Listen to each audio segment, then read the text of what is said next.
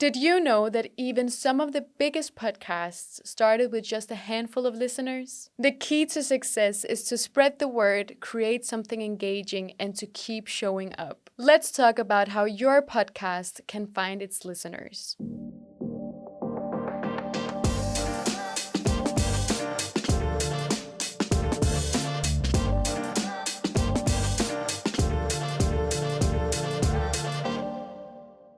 Hello, and welcome to Podcast Your School, the series where you learn how to make your very own podcast. In today's lesson, we're addressing a big question. How do you get people to listen to your podcast? With so many podcasts out there, it might feel hard to stand out. But don't worry. Today we'll cover practical and creative ways to build an audience. Here's what we'll go over today. First, we'll learn how to publish your podcast, making it available for the world to listen to. Then, we'll discover how to create titles that grab attention and make people curious. We'll explore tips for designing eye-catching podcast artwork. We'll talk about spreading the word about your podcast through school, community, and social media. And finally, we'll learn how to use feedback to improve your podcast and connect with your listeners. Before people can listen to your podcast, you need to publish it. Publishing simply means putting your finished episode online so others can find it and listen to it. To do this, you'll need a podcast host, a platform that stores your audio files and distributes your podcast to apps like Spotify, Apple, or Google Podcasts. Here's how it works. First, you choose a podcast host of your liking. A quick online search will present you with a lot of options. Some of these hosts are free, while others have paid plans if you need extra features. Once your host is set up, you upload your audio file, give your episode a title, a description, and add your podcast artwork. More on that later. Then, most podcast hosts will automatically send your podcast to popular listening platforms. And once your podcast is published, it's available for anyone to stream or download. You're sending your podcast out into the world, and that's when the fun begins.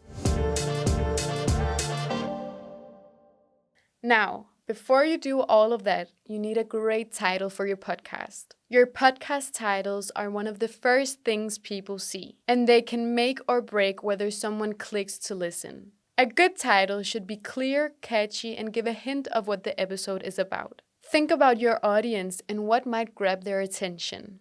For example, instead of episode 3, try something like the funniest school stories you've ever heard, or Top 5 Hacks to Beat Procrastination. These titles are specific, engaging, and make people curious. Or if your episode is educational and informative, make sure your title reflects that value, like How to Ace Your Next Test Without Stress. And once you've nailed the title, let's make sure your podcast artwork looks just as inviting.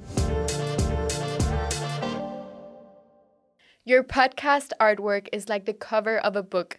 It's what draws people in before they even hit play. A great design can make your podcast stand out in a crowded list and give it a professional feel. Keep your artwork simple but striking. Use bold colors, easy to read text, and a design that reflects your podcast's vibe. Fun, serious, creative, or somewhere in between. For example, if your podcast is lighthearted and funny, use bright colors and playful fonts. If it's more serious, opt for clean, modern designs. Free designer tools can make it easy to create professional-looking artwork. You can search for free podcast cover templates to start with, then customize it with your own title, theme, and unique style. Remember, your artwork needs to stand out, even when displayed as a small icon on your phone screen. So keep the design clean and focused. And now that you've made great artwork, it's time to spread it. So, you've published your podcast.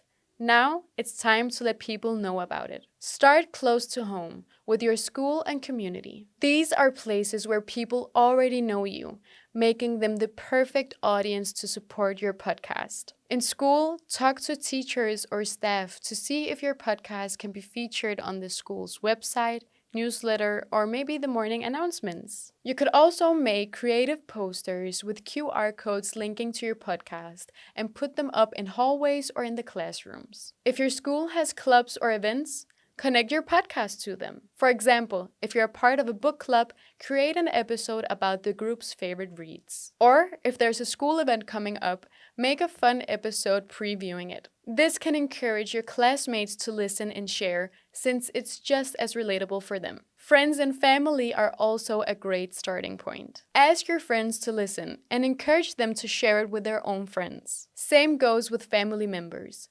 Every listener counts, especially in the beginning. And when you're ready to branch out, social media is your best friend. You can share short, exciting clips of your podcast on platforms like TikTok, YouTube, or Instagram. For example, a funny moment, an interesting quote, or a teaser of an upcoming topic can make people curious enough to click. Think about where your audience hangs out online and meet them there. By combining school efforts, community support, and social media, you're creating multiple ways for your podcast to reach listeners. Now, once people discover your podcast, you can make sure it keeps improving by asking for feedback.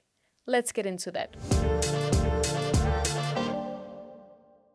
Feedback is one of the best tools for growing as a podcaster. It helps you understand what's working and what could be improved. Start by asking friends, family, or classmates to listen to it and share their honest opinions. Questions like, "What was your favorite part?" or "Was there anything boring or confusing?" can give you valuable insights. You could also ask your audience directly. At the end of your episode, say something like, "Let us know what you thought of today's episode and tell us what you would like to hear next." This not only helps you improve, but keeps your listeners involved in the process. But remember, when you get feedback, use it as a guide, not a rulebook. You don't have to change everything someone suggests. Focus on what feels right for your podcast. All right, let's wrap up with some final takeaways from today. Today, we've talked about publishing and spreading your podcast. We've learned that first impressions are super important and covered tips to creating great titles and designing eye-catching artwork. We've talked about spreading the word and using school, community, and social media to let people know about your podcast. And finally, even though we've talked about it in other lessons as well, we've discussed the importance of feedback when trying to get people to listen to your podcast. All right, that was all for today's lesson. Keep experimenting, keep improving, and remember, every great podcast starts with one listener. So keep going.